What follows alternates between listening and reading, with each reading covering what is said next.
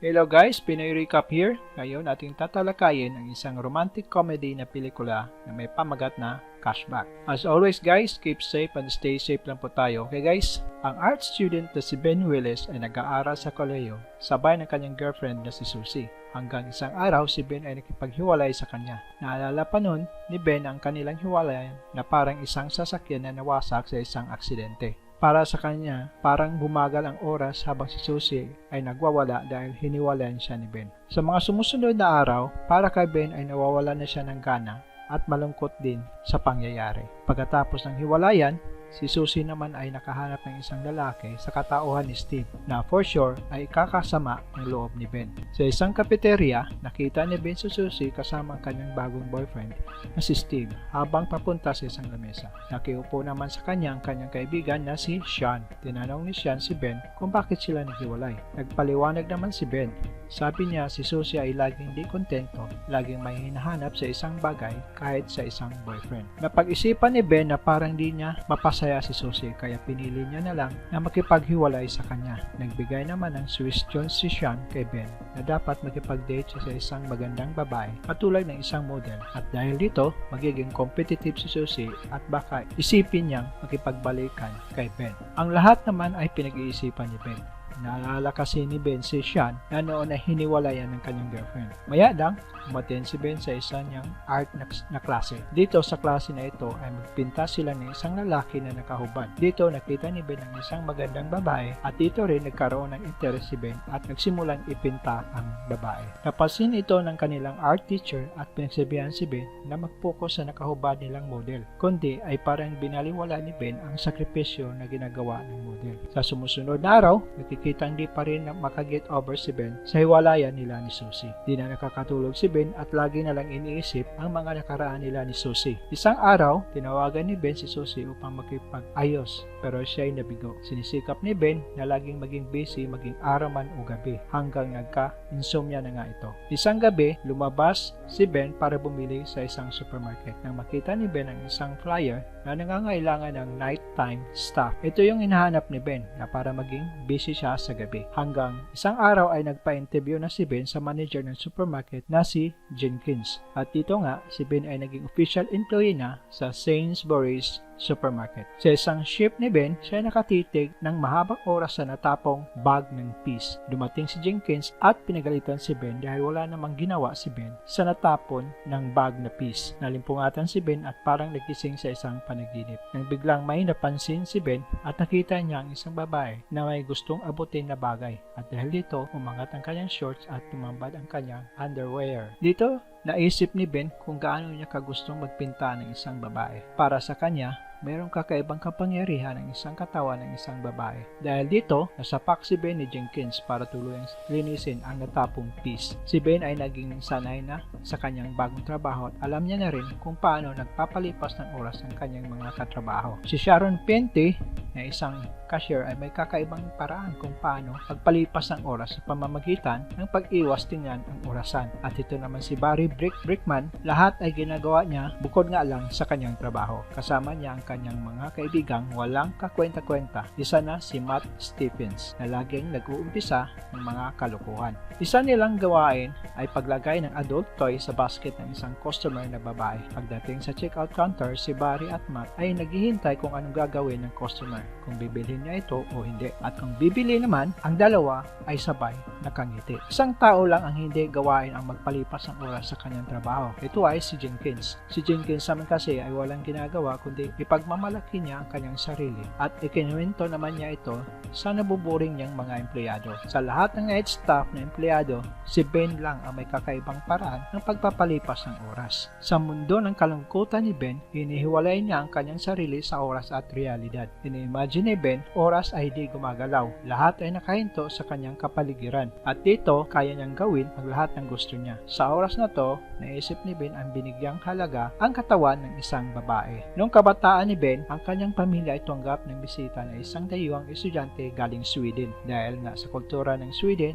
na liberated, hindi na mahalaga sa kanila ang magsuot o magtakip ng kanilang katawan papuntang banyo. Para kay Ben, ito ay mali. Para kay Ben, tinuturing niya ang isang katawan ng babae na malalim na pagkamangha nito dahil sa kanyang kagandahan. At dahil dito, naingganyang maging pintor si Ben. Sa mundo ni Ben ay madalas niyang inilarawan at hinuhubaran ang magagandang babae sa supermarket. At sa bawat kanto ay pinipinta ito ni Ben isa't isa at nakafocus sa hubad na kagandahan ng katawan ng babae. At nang matapos na ang lahat ay walang ibang gawin si Ben kundi i-stretch ang kanyang mga daliri at bumalik sa dati niyang normal na gawain. Balik sa kanyang dormitoryo, sa umaga si Ben ay binisita ng kanyang kaibigan na si Sean at sila ay nagkwentuhan at ang kanilang naging topic ay panahon na sila ay 5 taong gulang pa lamang. Isang tanghali ay umalis ang ina ni Sean para mag-shopping. Dito, pinakita ni Sean kay Ben ang malaswang magazine. Dito nabigla si Ben sa kanyang nakita. Nakita niyang mga babae na nakahubad at di nahihiyang nag-post. Nagbiglang dumating ang ina ni Sean at dali-daling ibinalik ni Sean ang magazine sa drawer. Ang dalawa ay tumayo sa harap ng ina ni Sean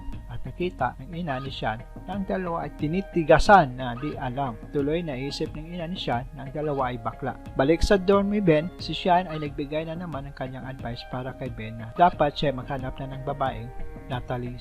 Para kay Sean, ang Natalie ay isang babaeng pumapayag na makipag one night stand. Naalala kasi ni Sean, nung siya ay bata pa na yun palang nakikitang niyang mga babaeng nakahubad sa malaswang magazine ay binabayaran ito ng malaking pera. Dahil sa kanyang nalalaman, si Sean ay nagdala ng pera para sa isang babae na may pangalang Natalie. Ang kapalit ay ipapakita ang kanyang pribadong parte ng katawan. Mula noon, naging sikat si Natalie sa mga batang lalaki ng kanilang mga kapitbahay at lahat sila ay pumipila na may hawak na pera sa kanilang mga kamay. Sa isa na namang night shift ni Ben, nakita sila ni Sharon sa locker room. Ang cute at magandang si Sharon ay kumagat sa sandwich ni Ben nang napansin ni Ben na may dumi sa pisngi ni Sharon. Kaya't kahit nagdadalawang isip siyang sabihin ito ay sinabihan niya rin si Sharon na punasan ang kanyang mukha. Pero di matanggal-tanggal ito kasi di natatamaan ni Sharon kaya't minabuti na lang ni Ben na siya na lang ang magtanggal ito. Kapwa na pangiti ang dalawa at umalis na si Sharon. Sang araw, nalaman ni Ben na gustong i-date ni Matt si Sharon kaya nadismaya na naman si Ben. Naalala tuloy ni Ben ang mga crush niya sa kanyang buong buhay. Ang pinaka-crush niya noon ay ang babaeng nagangalang Tanya Green na nung nasa elementarya pa lamang sila. Isang araw, na-aksidente ito at kailangan isemento ang kanyang kaliwang braso. Namanga si Ben kay Tanya kung paano niya na-handle ang nangyari sa kanya na tila